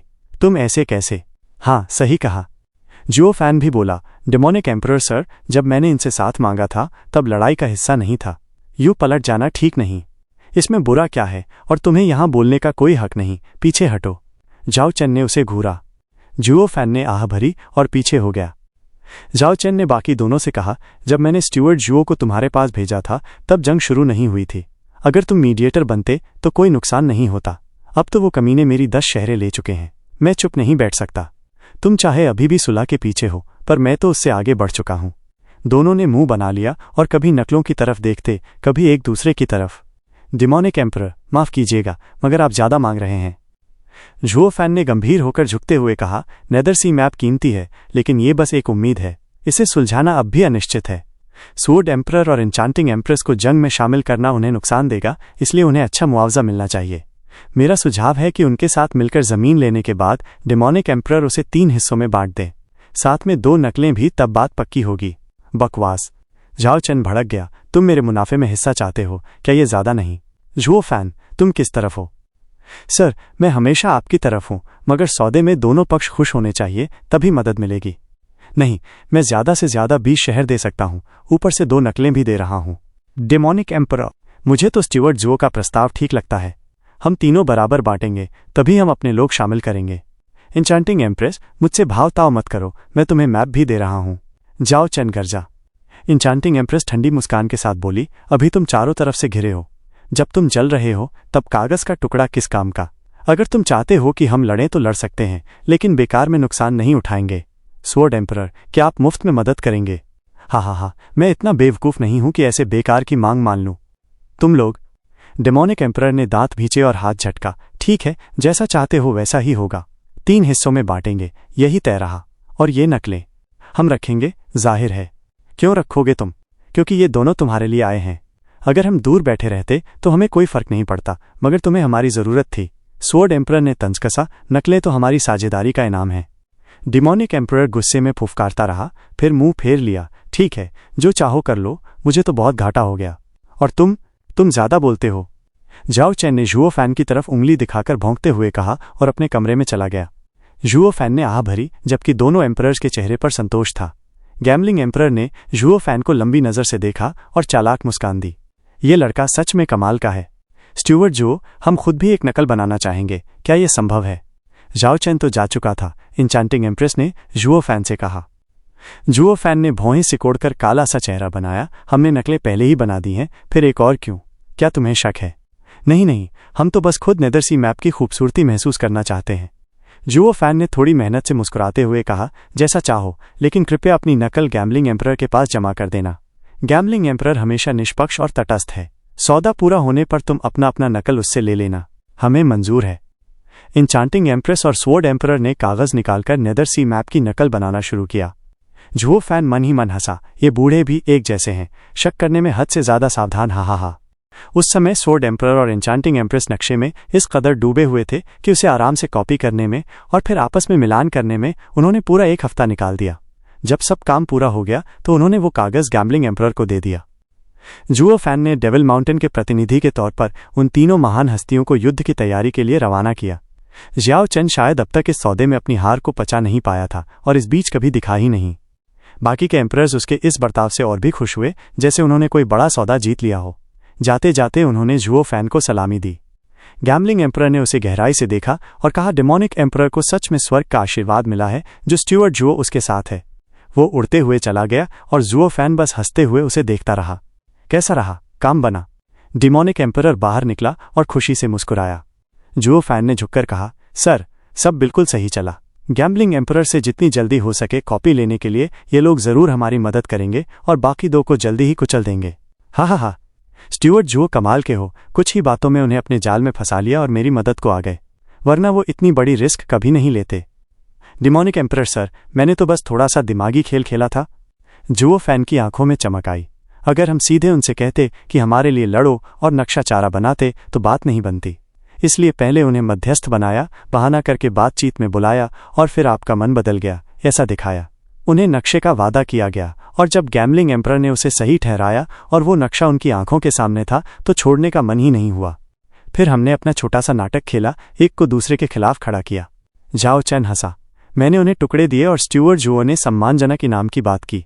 जाहिर है वो स्टीवर्ट जुओ का साथ देते, लेकिन ये भूल गए कि पहले ये सोचना चाहिए कि युद्ध में कूदना भी चाहिए या नहीं। बहुत ही स्मूथ तरीके से उन्हें हमारी लड़ाई में घसीट लिया और उन्हें पता भी नहीं चला। स्टीवर्ट जुओ की चालाकी कमाल है, अब तक का सबसे बेहतरीन सलाहकार तुम ही हो। हा हा हा। जुओ फैन ने झुककर कहा, डिमोनिक एम्परर बहुत मेहरबान है, बस अफसोस है कि आपको खलनायक का रोल निभाना पड़ा। कोई बात नहीं, मेरे लिए तो ये रोल निभाना बिल्कुल स्वाभाविक है। तुम करते तो नकली लगता और योजना फेल हो जाती। असली बात यह थी कि सौदा पक्का हो, और वैसे भी उन्हें तो नेदरसी की कॉपी चाहिए थी। हम्फ। जाओ चैन ने ठंडी हंसी छोड़ी। जुओ फैन ने भी क्रूर मुस्कान दी, असली नक्शा निकाला और उस पर पानी डालकर साफ किया। उन्हें तो असली की कॉपी चाहिए थी, कभी सोचा भी नहीं था कि हमने इसमें छेड़छाड़ करके और काले गोल घेरों को बढ़ा दिया है। आखिर में तो उनके हाथ नकली ही लगा। ये सब स्टीवर्ट जुओ की समझदारी का नतीजा है, जिसने पहले से ये सोचा था। मैं पूरी तरह प्रभावित हूं। दोनों की आंखों में चमक आई और हंस पड़े। जाओ चैन ने कहा, तो क्या अब हम लोगों को इकट्ठा करके उन पुराने बेवकूफ़ों की ज़मीनों पर हमला कर दें? नहीं डिमोनिक एम्परर, हम इस युद्ध में शामिल नहीं हो सकते। क्यों नहीं? जाओ चैन ने कहा, वो दोनों मेरे पीछे आए हैं और मुझे इस युद्ध का हिस्सा बनना पड़ेगा। स्टीवर्ट जुओ, क्या तुम्हारे पास फिर कोई चाल है? जुओ फैन हल्की सी मुस्कान के साथ बोला, डिमोनिक एम्परर, सोचिए, अगर हम 3 एम्परर्स मिल गए तो वो दोनों हार जाएंगे, इसमें कोई शक नहीं। लेकिन जब असली टक्कर होगी तो हमारे साथी क्या करेंगे? उन्हें पता होगा कि दुश्मन हारने वाला है, तो वो पूरी ताकत झोंक देंगे और बदले में लड़ेंगे। हमारे बहुत लोग मरेंगे, जबकि हमारे साथी किनारे से देखेंगे। उन्हें भी कुछ नुकसान होगा, लेकिन हम और दुश्मन दोनों ही लाचार हो जाएंगे और वही असली विजेता बनेंगे। हाँ, ये 8 एम्परर्स अच्छे नहीं हैं, जरूर ऐसा ही करेंगे। जाओ चैन ने दांत पीसते हुए कहा। जुओ फैन मुस्कुराया, तो जब वो लड़ेंगे हम कुछ नहीं करेंगे। दुश्मन हमारे साथियों के खिलाफ पूरी ताकत लगाएगा, वो झुलस जाएंगे और हम दूर से मजा देखेंगे। जब नतीजा साफ हो जाएगा हम साथी बनकर कूदेंगे और सब जीत लेंगे। क्या ये बेहतर नहीं? हाँ, एक भी आदमी गवाए बिना हम उनकी जमीन का 1/3 ले लेंगे। जाओ चैन की आंखें खुशी से चमकी। स्टीवर्ट जुओ हमेशा की तरह लाजवाब। मैंने कहा था डेमोनिक एम्परर, साथियों में नहीं विरोधियों में तलाश करनी चाहिए, और मुझे मिल गए। जुओ फैन की आंखें चमकी। जाओ चैन खुशी से फूला नहीं समा रहा था, बेखबर कि यह महीन सा जाल उसे भी खींचकर नरक में ले जाएगा। 1 महीने बाद रेड एम्परर और फैल्कन एम्परर ने आसानी से डेमोनिक एम्परर के 20 और शहर हथिया लिए। बाकी दुनिया को यह अजीब लगा, 2 एम्परर्स उसके खिलाफ हों और डेमोनिक एम्परर चुपचाप बैठा रहे, अपनी जमीन बिना लड़े ऐसे छिनने दे। हमलावरों को भी यह अजीब लगा। अचानक तटस्थ स्वॉर्ड एम्परर और इंचांटिंग एम्प्रेस उनके खिलाफ युद्ध में कूद पड़े। ऐसा लग रहा था जैसे वो पहले से ही इसके लिए तैयार थे। युद्ध पूरी तरह छिड़ गया। अब दोनों तरफ 2-2 एम्परर्स थे, लेकिन डेमोनिक एम्परर का कोई अता पता नहीं, उसने तो युद्ध में हिस्सा ही नहीं लिया। दुश्मन का भी मन नहीं था कि उन पागलों से भिड़े, तो उन्होंने डेमोनिक एम्परर की जमीन से सेना हटा ली। फिर भी डेमोनिक एम्परर ने न एक सैनिक भेजा, न अपनी जमीन वापस ली। दोनों दुश्मन अनिश्चित थे। उन्होंने सीमा पर सेना खड़ी कर 1 हफ्ता इंतजार किया, लेकिन जब डेमोनिक एम्परर चुप रहा तो सच में हट गए और अपनी सेना को स्वॉर्ड एम्परर और इंचांटिंग एम्प्रेस के हमले झेलने भेजा। कमजोर सीमा ने नए हमलावरों को आसानी से 10 शहर जीतने दिए। दुश्मन गुस्से में पागल हो गया, सेना भेजी और बड़बड़ाते हुए लड़ाई की। हमारा तुमसे कोई झगड़ा नहीं था, फिर भी क्यों हम पर टूट पड़े? ये बेतुकी हरकत है। दोनों ने पलटवार किया, जिससे स्वॉर्ड एम्परर और इंचांटिंग एम्प्रेस की ताकतवर सेना को भी नुकसान हुआ। 1 और महीना बीता, नए हमलावरों ने 5 और शहर जीत लिए, हालांकि नुकसान 40% तक पहुंच गया। स्वॉर्ड एम्परर और इंचांटिंग एम्प्रेस ये महसूस कर रहे थे और कभी कसम खाते, कभी गाली देते। उन्हें दुश्मन एम्परर से नहीं, क्योंकि वो तो बस अपनी जमीन बचा रहे थे। उनकी नाराजगी का असली कारण था डेमोनिक एम्परर। ये झगड़ा उसी का था और 1.5 महीने से वो आराम से बैठा हुआ था और बाकी चारों खूनी बैटलफील्ड में मरे जा रहे थे। अगर डिमोनिक एम्परर दुश्मन के दिल पर वार करता तो युद्ध कब का खत्म हो चुका होता, लेकिन उसने ऐसा नहीं किया, बस चारों को उलझाकर रखा ताकि जल्द नतीजा न निकले। और अब तो वो नक्शे की कॉपी दिखाकर भी उन्हें टरका देगा, जिससे सारा परिश्रम बेकार हो जाएगा। तो युद्ध चलता रहा, बिना किसी नेता के, बिना किसी रोक टोक के, जैसा जुओ फैन चाहता था। 8 एम्परर्स? हाँ, तुम शासकों को एक दूसरे को मारने देना सबसे तेज तरीका है गिराने का। तो आओ, दिल खोलकर एक दूसरे को चीर डालो। हा हा हा। चींग हूं। खूनी बैटलफील्ड के ऊपर धधकते सूरज में सड़ते हुए लाशों और बिखरे अंगों के बीच 2 मील लंबा गंजाबाज अपने विशाल पंखों से अंधेरा फैला रहा था। उसकी पीठ पर बैठा था एक दुबला पतला तेज आंखों वाला आदमी। सीनियर सिस्टर, फाल्कन एम्परर युद्ध में कूद चुका है। एक बड़े तंबू में सांगू ने आकर रिपोर्ट दी। इंचांटिंग एम्प्रेस ने भौवें सिकोड़ लीं। बूढ़ा आ गया? धत, अब 8 एम्परर्स की भिड़ंत टालना मुमकिन नहीं। अगर हमें बचना है तो युद्ध अभी खत्म करना होगा। संगू, रूबी क्लाउड सेक्ट की सेना को 50 मील पीछे ले जाओ ताकि उन पर असर न पड़े। मैं संगू आदेश मानकर चली गई। इंचांटिंग एम्प्रेस की आंखों में ज्वाला भड़क उठी और वो बैटलफील्ड के ऊपर फाल्कन एम्परर का सामना करने उड़ गई। बूढ़े, आखिर तुम खुद आ ही गए। मैंने सोचा था आखिरी आदमी बचने तक इंतजार करोगे। इंचांटिंग एम्प्रेस, मैंने तुम्हारा क्या बिगाड़ा था जो तुम मेरी जमीन पर चढ़ाई? हम सब अपने लालच के लिए काम करते हैं। तुमने कुछ नहीं किया, लेकिन मैं किसी और का काम कर रही हूं। इंचांटिंग एम्प्रेस की आंखें चमकी। फाल्कन एम्परर ने आंखें सिकोड़ लीं। क्या डिमोनिक एम्परर से कोई सौदा किया है? मैं भी सोच रहा था कि तुम और स्वॉर्ड एम्परर अचानक हमारे खिलाफ क्यों हो गए। बताओ, उसने तुम्हें क्या वादा किया है? मैं 2 गुना दूंगा। हा हा हा। फाल्कन एम्परर, तुम सोचते हो कोई भी चमकीली चीज हमें प्रभावित कर सकती है? तुम्हारे पास वो चीज ही नहीं जो उसके पास है। सच में? तो फिर एक ही रास्ता बचता है, युद्ध। फाल्कन एम्परर ने आस्तीन झटकी और उसके नीचे का बाज खून की प्यास से इंचांटिंग एम्प्रेस की तरफ झपट पड़ा। तो गाइस, इसी के साथ आज का एपिसोड यहीं पर खत्म होता है। अगर आपको कहानी पसंद आया हो तो एक प्यारा सा कमेंट और वीडियो को लाइक जरूर कर देना। और हाँ, सब्सक्राइब करके जुड़ जाओ मैक्स मांगा एक्सप्लेन से। बेल आइकन भी ऑन कर लेना ताकि कोई भी अपडेट मिस ना हो। कल फिर मिलेंगे अगले एपिसोड के साथ। तब तक के लिए अपना ख्याल रखना। जय हिंद।